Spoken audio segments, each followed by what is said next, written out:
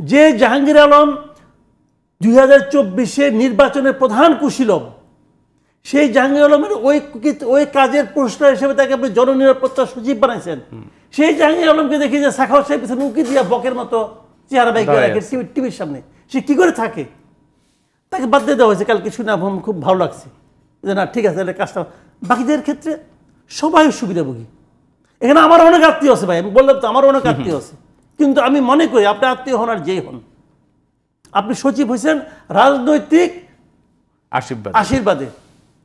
আশীর্বাদ চলে গেছে, রাজনৈতিক কারণে হওয়া পদ আপনাকে এখন ছাড়তে হবে। আপনি নতুনদের মাঝখান থেকে আনেন, এনার্জেটিক লোককে আনেন, কোনো সমস্যা নাই। এদের হয়তো অভিজ্ঞতা কম, কিন্তু এদের দেশপ্রেমটা আছে। ওই যে একটা কথা আছে না যে দুর্জন বিদ্যান হইলেও পরিত্যাজ্য।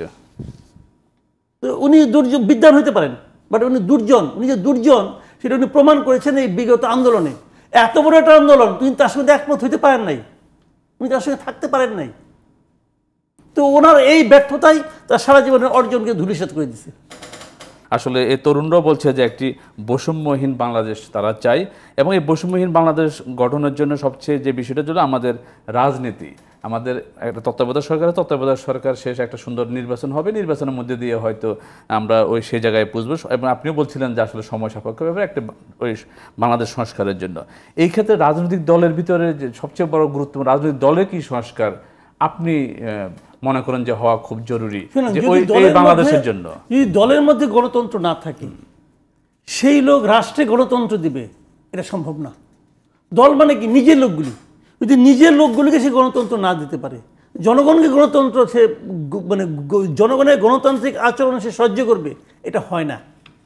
কাজে প্রত্যেকটা রাজনৈতিক দলে যাতে গণতন্ত্র থাকে। শুনেন, চেঞ্জ কিন্তু খালি ইলেকশনে করলে হবে না, ইলেকশনে যারা পার্টিসিপেট করবে তাদের মধ্যে চেঞ্জ আসতে হবে।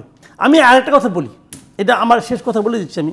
দেখেন, এই যে রাজনৈতিক দল নিষিদ্ধ করে না, এটা হলো মারাত্মক একটা অন্যায়। এটা কিন্তু গণতন্ত্র না। সে খারাপ হোক, খারাপ সে রাজনীতি করুক, জনগণ তাকে খারাপ বলবে, জনগণ তাকে প্রত্যাখ্যান করবে। আচ্ছা, মুসলিম লীগকে কি আমাদের কেউ নিষিদ্ধ করছে? মুসলিম লীগ কই? কোথায়? জনগণ তাকে রিজেক্ট করে দিয়েছে। তো জনগণের কাজটা আপনি মাতবরি করে করতে চান না, জনগণ আপনার দায়িত্ব দেয় না এই কাজটা করার জন্য। ওই কাজটা জনগণকে করতে দেন। ওই মাঝখানে শুনলাম একজন বিএনপি লিডার বলতেছে আওয়ামী লীগকে নিষিদ্ধ করতে হবে। কেন করতে হবে? গণ অধিকার ফোরামের এখন সবচেয়ে জোরালো দাবি কেন করতে হবে? নিষিদ্ধ করা। কোনো দলকে নিষিদ্ধ করা দরকার নেই, সব দল থাকবে, জনগণ নিষিদ্ধ করবে। নিষিদ্ধ করলে হয় না কাজ। আমি এক্সাম্পলতে বলি, জামাতকে নিষিদ্ধ করছে না? আমি তো মনে করি জামাত এখন পূর্বের যে কোনো সময়ের চেয়ে শক্তিশালী। কারণটা কি? ওরা আপনি নিষিদ্ধ করে জোর করে নিষিদ্ধ করছেন, মানুষের সিম্প্যাথি ওর প্রতি চলে গেছে। যে একটা লোকের কথা বলতে দেয় না, আর ভাই তারা বলতে দেন, পছন্দ না হলে চলে যাবেন, কিন্তু আপনি বলতেই দেবেন না, গলা টিপে ধরবেন, এটা হয় না। এটা কোনো মানবিক বৈশিষ্ট্য হতে পারে, এটার নামই হলো ফ্যাসিবাদ। তো আমি কোনো নিষিদ্ধের পক্ষে না, আমি চাই সবাই আসুক, সবাই কথা বলবে, পরস্পরকে আপনি হ্যাঁ প্রতিদ্বন্দ্বিতা করেন, কিন্তু তারা নিশ্চিহ্ন করে দেওয়ার চেষ্টা করেন না, তাকে আপনি শেষ করে দিন না, তাকে আপনি আদর্শিকভাবে হারান, তাকে ফিজিক্যালি শেষ করেন না। এটা হয় না, তাহলে দেশ টিকবে না। পৃথিবীর এমন কোনো দেশ পাবেন না যেখানে সবাই একই রকম চিন্তা করে, চিন্তা ভিন্ন ভিন্ন করবে, তারপরেও জাতি হিসাবে এক থাকবে।